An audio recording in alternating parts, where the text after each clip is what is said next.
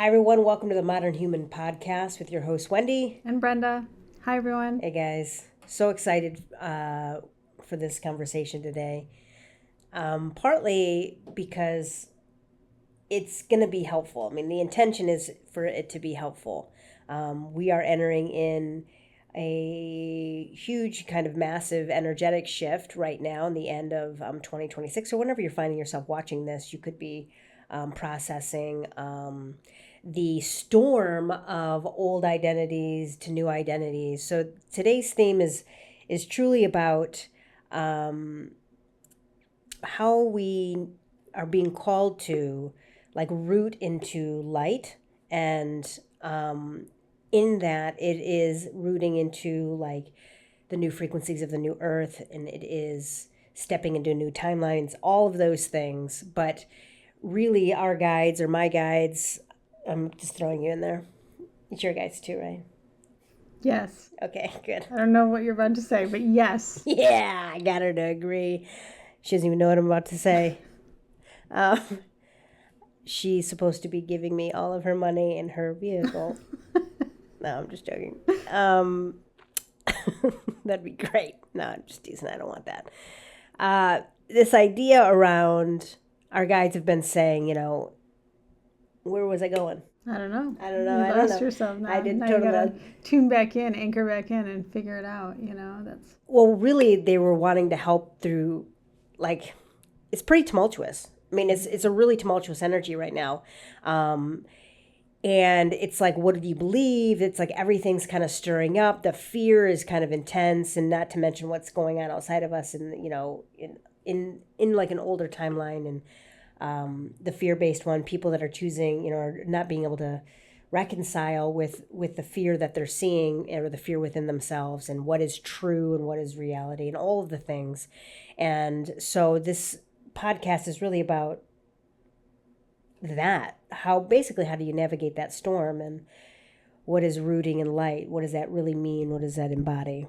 Yeah, and really allowing ourselves to move out of right. And I think one of your ideas about this topic was the new earth, and I know that we're going to be talking about that for the rest of our lives for sure. It's just kind of honoring that, we have for thousands of years been in this paradigm where we are in a karmic system, where we are, kind of following through our ancestral lines, and agreeing to like lessons or contracts, things for our soul's growth, right? And those things are still taking place. And there's an opportunity to move beyond that. There's an opportunity to be something different.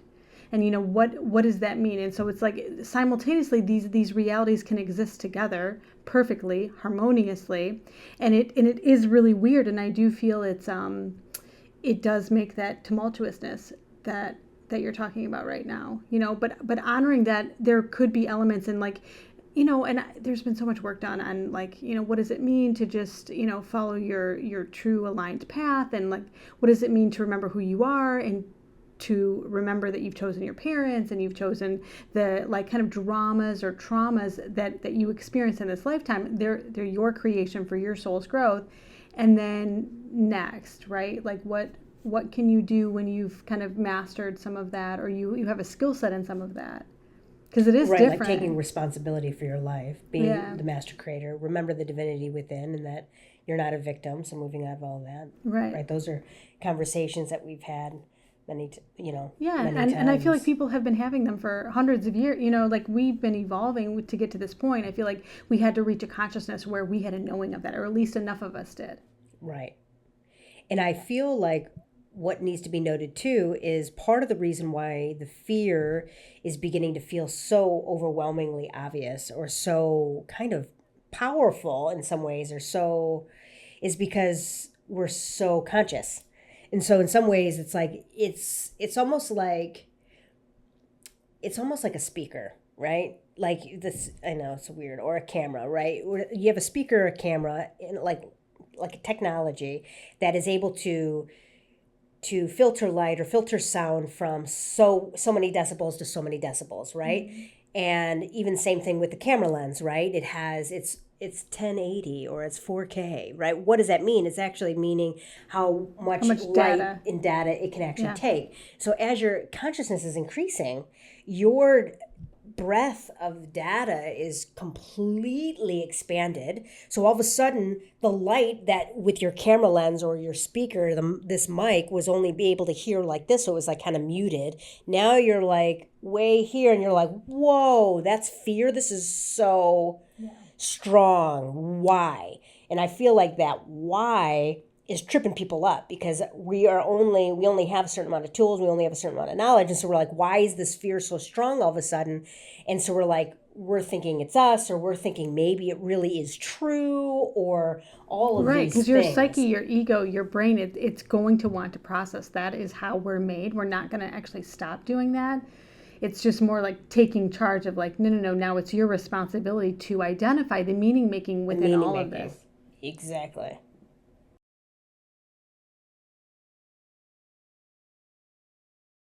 Well, yeah, and I mean, like we can say that, and we can feel that at moments, and then what do you do when that fear, kind of just like what you're talking about with that bandwidth of sound or light, it's like, it's coming through, and all of a sudden you're like, oh my gosh. I mean, at least for me, one of the things I was just talking about in the car is like opening myself to myself has shown me things I didn't realize were still in there, and just leaning into that. And practicing knowing that nothing bad is happening, but you can't just think that. I mean, that's very helpful to think that. It's very, very, very helpful. And incredibly more powerful, I would argue, if you can anchor that into that heart space, if you can lean into love, like, right, if you can find something that you're grateful for or love, and then anchoring that into that gut space of like allowing your nervous system and your lower three chakras to like tune in or plug into the earth, to then allow yourself to feel safe. So then you believe yourself, right? You're not just saying, hey, nothing bad is happening, and meanwhile, you can turn on the news or listen to other people and you're just like, I'm not really sure I believe that, which makes sense. And yet, so what does that look like? I feel like that's part of your conversation, is like, what does this look like to be in the energy, or to be around these tumultuous things? Right. And I feel like, especially if you have unresolved traumas, or if you have unresolved parts of yourself, and that's what you're talking about, is kind of coming to the surface. But because our consciousness is now at, let's say, our cameras or our mics are at 20K instead of 4K or whatever. These are totally made up numbers. Whatever, right? Someday. But it's like the ability to find even a minuscule part of shadow within us, it has become exponential, right? So we find a little part of us, like from, I keep bringing up second grade. I must have drama there, because that's my go-to. I'm always like, like if you had a thing in second grade, like I'm trying to tell myself something. I swear to God, I've been saying that to myself whenever I have an example for years. Oh, jeez. So it's time. It's time to go to second grade. I know what it is. Anyways, it doesn't matter. I'll go look at that. I will. I'm looking at it right now. Anyways, it's this idea of, what rooting in light really is. And it's definitely all the other things that we talk about, which is not bypassing. You can't bypass this shit no more, okay? If you might have, you become so fragmented by bypassing that it's so, like, you could, people that are trying to bypass it get so it's like almost like too out of balance now. Like before, you could almost get away with it because maybe the breath was like this, so it was like you weren't new, and now we're like this, you're rocking. So the embodiment of that fragmentation now really seems like this. Yeah, I like to talk about that for a minute, because Sure. I think that that's really important, because in that 3D and in how that functioned before, it was almost like a frequency matchup of all of those experiences together. So the frequency, you could have highs, you could have lows, but what you would hold in your body is more of it would take the high and the low and then put you right in the middle. So it would be a little bit more comfortable. And yet we have at our disposal now that you can tune in at any given moment, and you're authentically high, high, high, and you're authentically low, low, low. There's no need for this balancing out. It was almost like a stabilizing force, and I'm sure that there's like some boat term, there's some probably things in the ocean, and I'm thinking of our last podcast, it was our Council of Light, when you were talking about the ships. And it's like, like we had these stabilizing things to kind of keep us in this even keel, where now we have at our disposal just going up and going down. And how are you showing up in those highs of highs, and how are you showing up in those lows of lows? And knowing that they're going to even out naturally on their own, the more that you can lean in and show up, to not be afraid. So even if, we say nothing bad is happening, it's kind of like, can you allow for whatever's authentic in that moment whenever you're triggered? Like whatever those thoughts are, those feelings are, those gut instincts of like my nervous system just got activated, turned on. I'm like holding on what's happening. That's normal. That makes sense. Can you lean into that? Can you not avoid that and pull out? Can you go in and say, hey, what's up here? I'm really afraid of ... And if you can lean in, then you can discover your authentic self. You can discover your authentic heart. What is your compass? I know that kindness matters to me, for example. Kindness is really important. I know that to me, I can find love. I can lean into, I deserve all the love in the universe, and you deserve all the love in the universe. I can feel into that, and that automatically brings me into alignment. Those are some of my compasses. Compasses? Is that yeah, and I mean, before you move on, because I feel like you just jumped for you and your abilities, because you've been practicing doing this for I just swore, but for years, for decades, right?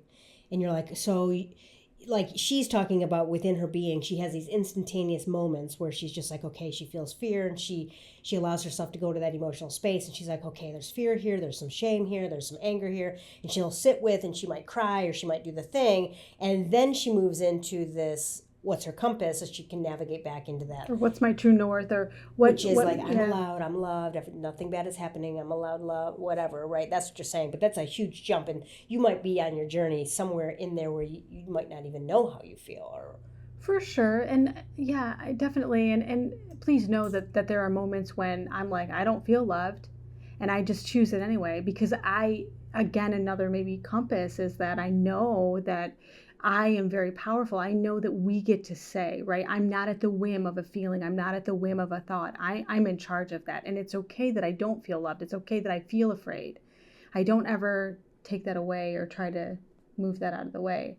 And I feel that that's very powerful, because that really is me being in alignment, or me being in power. So something coming at me, someone coming at me, I think, what did the Native Americans call it, like not leaking power, but I saw it for a second, but I lost it. But it was like, they'll say things like people can be moved, it's like you want to be able to stay in your truth without being swayed by outside forces. And the power of that. Like centered. Yeah, but there's like a term that they use, and it's not leaking. It could be leaking power. Maybe that is like they would say when they met. Yeah, the white people or something, like they would say, like, they're leaking power. That's just all over the place, They're trying to gain power and control. Yeah, I can imagine. I can't imagine, but yeah, because I kind of want to just kind of come back to this idea of, we have this lens now, because our consciousness is expanding, because the Earth is expanding, right? The consciousness of the Earth is expanding, so we're all being affected by this huge major shift, no matter where they are on their consciousness journey, right? From very low consciousness to very high consciousness, everything in between, and not in a hierarchy way, just in the journey of the light frequency itself, right? Yeah. Because sometimes it's fun for a soul, I'm sure, to imagine really low, have low consciousness, and like what that is. I mean, I've experienced that even this lifetime. I'm just joking. Well, not really. Anyways.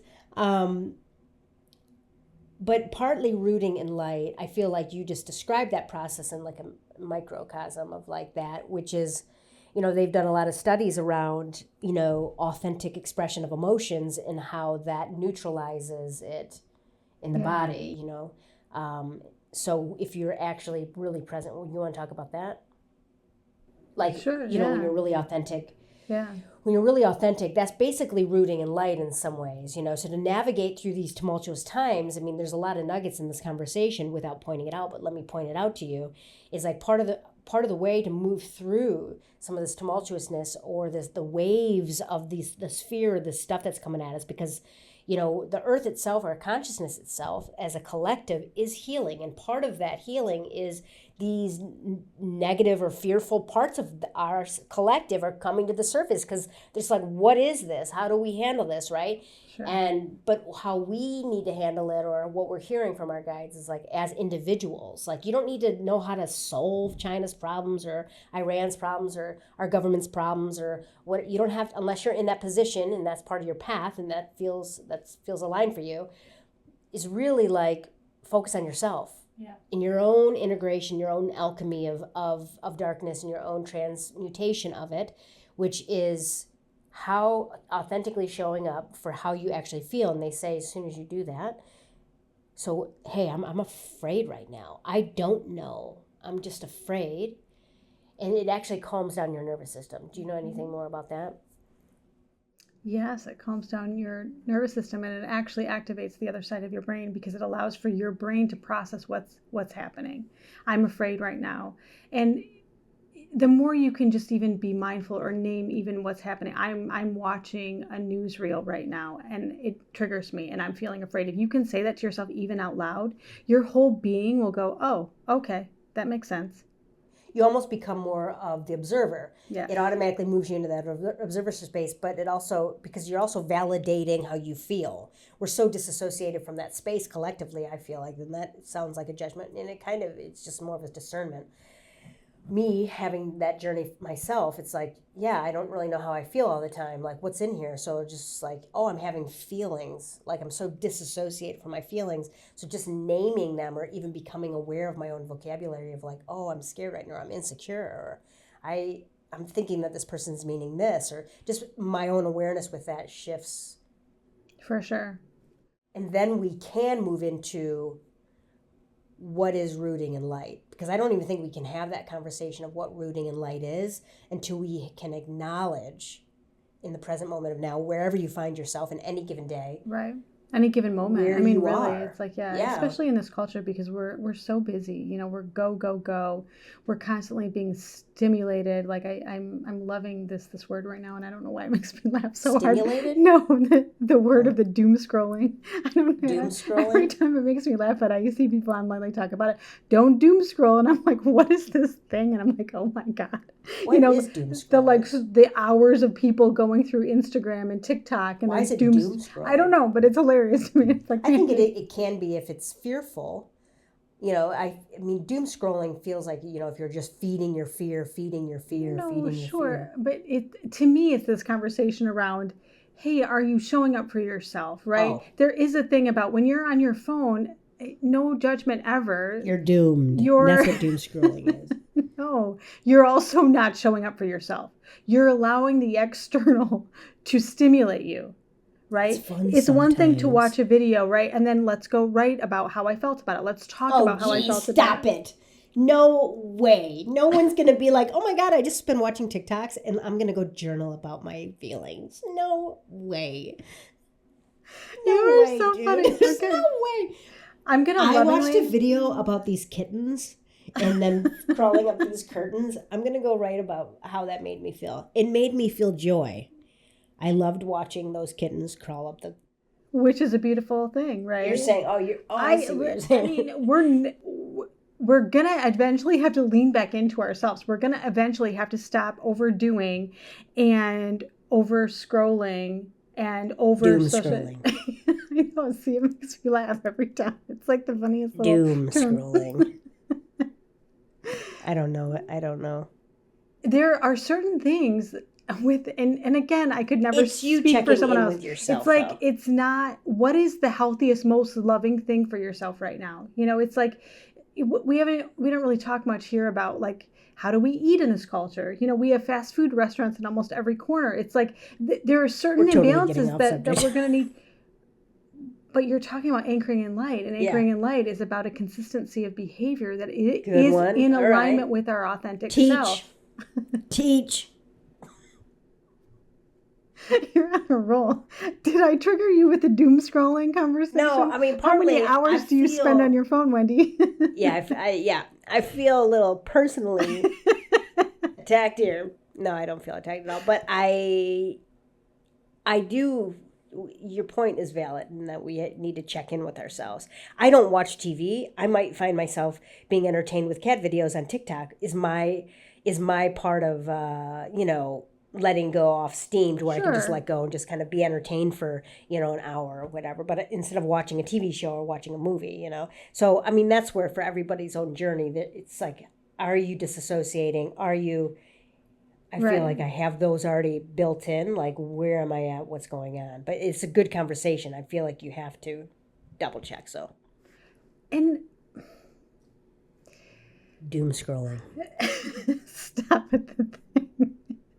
And I'm going to be hearing Can you this doom scroll for watching kitten videos? I mean, is that a thing? Is that doom scrolling? Is that what how that much is? time are you giving to cat right? I think it's this conversation around how Oh, much of your efforting is going into that, right? got Like it. there's never any judgment, and I feel that the only way to grow and expand is to always create an internal environment that's incredibly safe and loving. So if you want to watch cat videos, if you want to watch, I don't know, I don't, what are like singers and actors, like if you enjoy it, do you, but be honest about it, be honest about how it makes you feel, what you really think about it, because I think that that's what opened all of this. Is like if Yeah, you're doing an internal scan in the same way that, like, listen, I eat fast food, okay, I've grabbed it on the go, I'm too busy, whatever, and I'm not going to lie and say that I don't feel better when I make something at home that's fresh. Like, I do feel better. right. Like, this is our conversation. This is what we're moving into and evolving. There's going to be a moment in our lives when they look back at our history and they go, you ate what? You ate food with Fake meat. chemicals in it? Yeah, They're going to be, I mean, no judgment. This is where we're at. They are going to look at us. Like, we're going to look at ourselves later in future lives that are actually happening now. And we're going to go, wait, what do you mean you stuffed those feelings? You didn't know how you felt about that? Like, what do you mean? Like, ooh, they're going to be like, what? For all those that things. And seems painful. that seems painful. And we can honor that. It is painful, right? Like, so much of our pain is that we're not just showing up for how we feel. And so I think you're right to kind of back up a little bit on this conversation, because if we're not showing up authentically for what we really think, how we really feel about this world that we live in, we're not really going to be able to make the changes that I think we all want. 100%. So I think it's like threefold. First, our consciousness is expanding, and so our experience of these emotions has gone, it's like in Prismacolor or whatever, like pew, like our experience of these feelings are expanded, right? So there's that part of this puzzle piece. There's so many pieces, but there's that part of the piece of this conversation. The other piece is rooting in light, and the rooting in light, we have to first become very conscious of where we are in the present moment and now, and process those feelings. Right. And then the third piece of that would be, then once you're showing up for those parts and you've allowed them, like Brenda always says, seen, heard, validated, and loved, right? Yes. Right? You need to, which just basically means allow yourself to have the conversation of your experience. I feel really afraid, and Yeah. Sit down and have a cup of tea with your feelings. Sit down and have some pizza. Whatever you want get to to do. know that Just part of get yourself. to know. Yeah. And I feel like for me, because I've intellectualized my feelings for so long, or dissociated. Like, I feel like I like the idea. What I do for myself is that they're just parts of me, and I give them names. Like, this is Joe, or Martha, or whoever, doesn't Right. matter, right? And these parts of me feel this way. It's not all of me, so though sometimes I am very overwhelmed and it feels like all of me. It really never is. It's just that part needing Right. an expression. Yeah. That's important too, I think. Yeah. And I really like that. And I'm going to steal it too, because then you can have like Steve, right, who's a total jerk and he's a critic of you. You can shut Steve up and say, Steve, stop talking. Like, you can understand then where you need boundaries even inside of yourself. Yeah. And that's when I call you Joanne, I'm Joanne. Yeah, I'm when Joanne. I in your feel head. no, like you're behaving like Joanne, because I Oh. know this isn't fully all of you right now. Joanne just forgets a lot of things.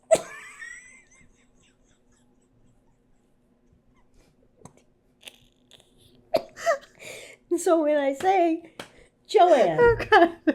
you'll know why, because you've forgotten something again. It's okay. Joanne's never on time. But it's not all of her. It's just a part of her. Anyways, it helps with seeing other people too, is what I mean. Where was it? Where were we going? We're talking about compartmentalizing, learning about yourself, identifying Yeah. parts of yourself, giving them names. Like, we do have inner critics, right? And I would argue that they come from trauma and abuse. And that's For sure. okay. We also have, parts of us that maybe are a little bit young, and like leaning into those parts, letting those parts of us be loved, seen, heard, letting those parts of us grow up. I mean, really, this is kind of the maturing process as well. There's an element Yeah. of that to it. And if it's an interesting thing, if you listen to this again, all of the stuff that we had to talk about to even get us to this point in the conversation, is about the physiological and the embodiment of the light that you get to in the present moment of now, how we have to, or how we're being called to, or they're wanting to help us facilitate this process, is we have to root in love and we have to root in light. And so it's taking all of those moments and having those experiences and then saying, but I'm choosing abundance, I'm choosing health, I'm choosing love for myself, and give yourself the oxygen first. Like, really allow yourself to feel safe and allow yourself this beautiful embodiment of your expression of who you are, who you're choosing to be. And that's a physiological experience. And I hope you can even feel it, how I really am like taking that energy and rooting that into my body. I'm no longer intellectualizing something.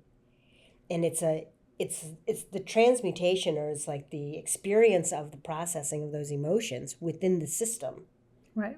And said another way, it's the simplest thing that you can possibly fathom, and it's something you can start right now in this moment, and is loving yourself. That's really all that we're talking about.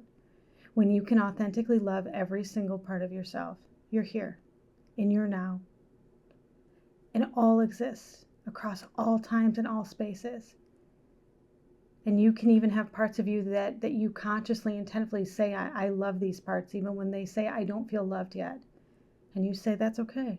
I'm going to keep showing up every day. Everything we've been talking about is about loving yourself unconditionally. And oftentimes we go back to those traumas, we go back to those early life experiences, or we go back to those experiences when we didn't feel loved because they're still